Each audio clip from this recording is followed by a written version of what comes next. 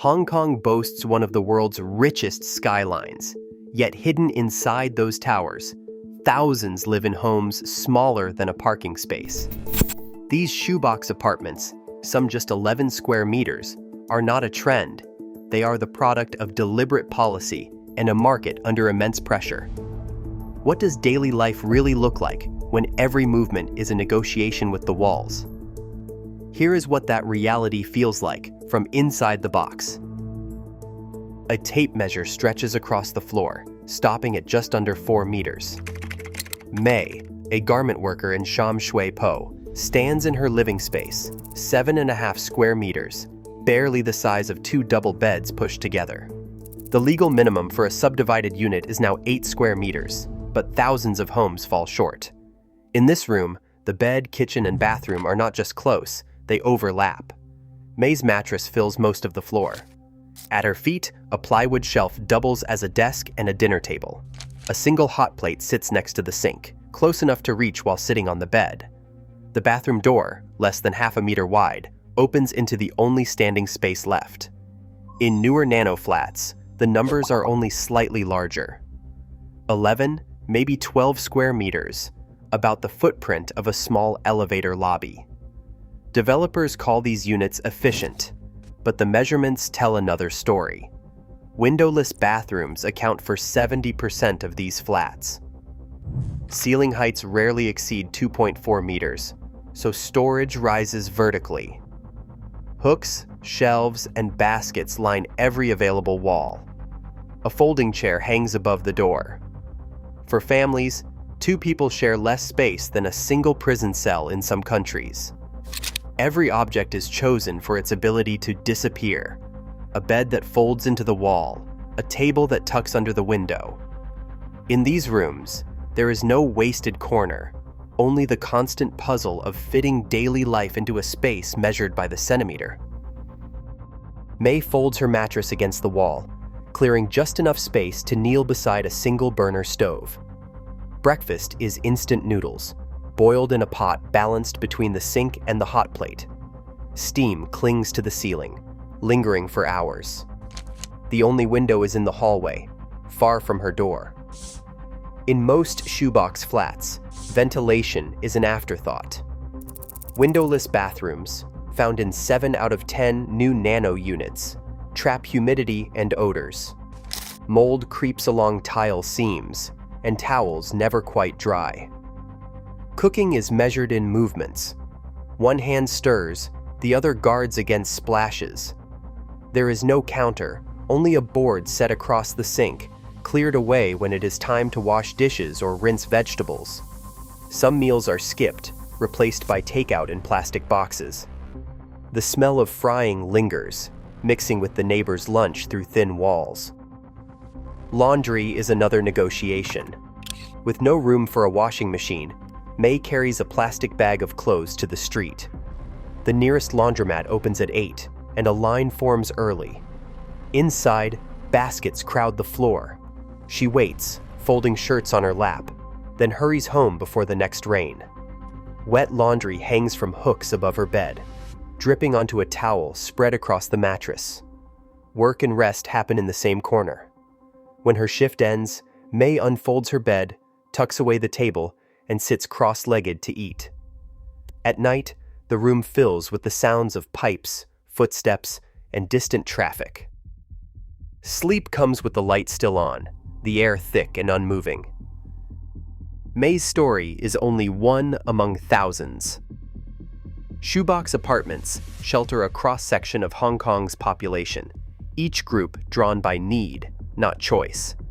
Students, priced out of campus housing, split 11 square meters 3 ways in Mong Kok, rotating between a fold-down bunk and a shared desk. Migrant workers, often on temporary contracts, find themselves in windowless rooms at the end of long corridors, their suitcases stacked in corners for lack of closets. Young professionals, hoping for independence, accept nano flats with just enough space for a mattress and a laptop, trading privacy for proximity to work.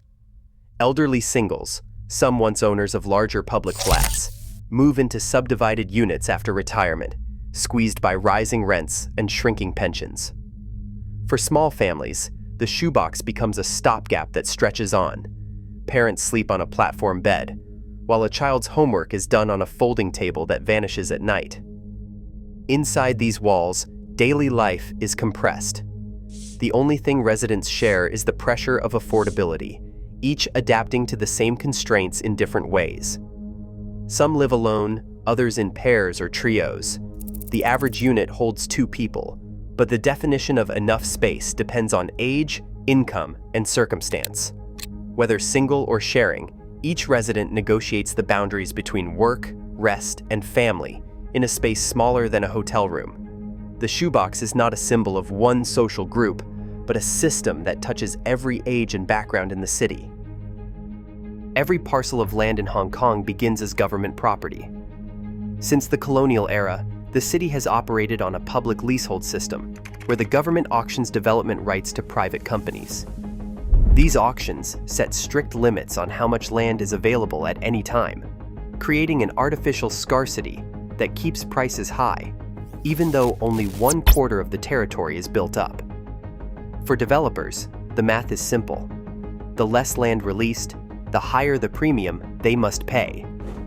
To recover those costs, they maximize the number of units squeezed onto each site.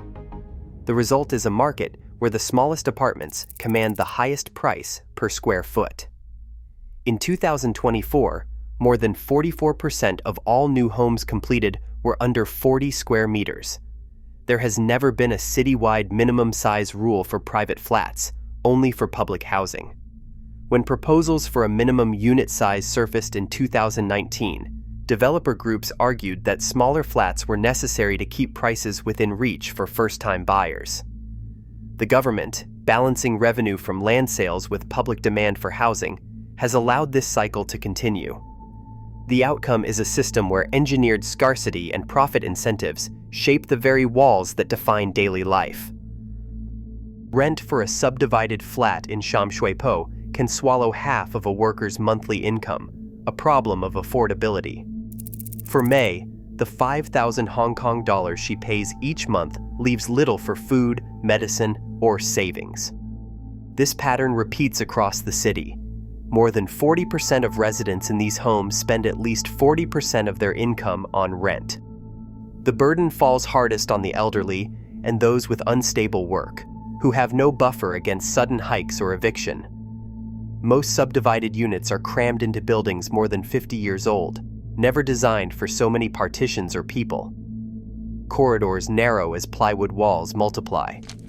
Wiring and pipes, added piecemeal, snake across ceilings. Fire exits are often blocked by storage or makeshift kitchens. In 2016, a blaze tore through a warren of subdivided flats on Tung Choi Street. 2 people died, 17 were injured.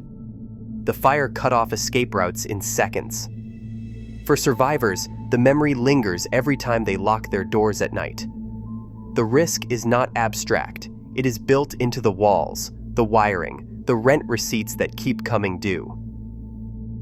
In 2023, Hong Kong introduced a new regulatory baseline, the Basic Housing Unit Rule, requiring subdivided flats to offer at least 8 square meters per resident, a private toilet, and a window. This standard draws a clear line between what the government now recognizes as legal micro-housing and the thousands of units that fall short. For many residents, this distinction is more than paperwork. It decides whether their home will be upgraded, registered, or eventually closed.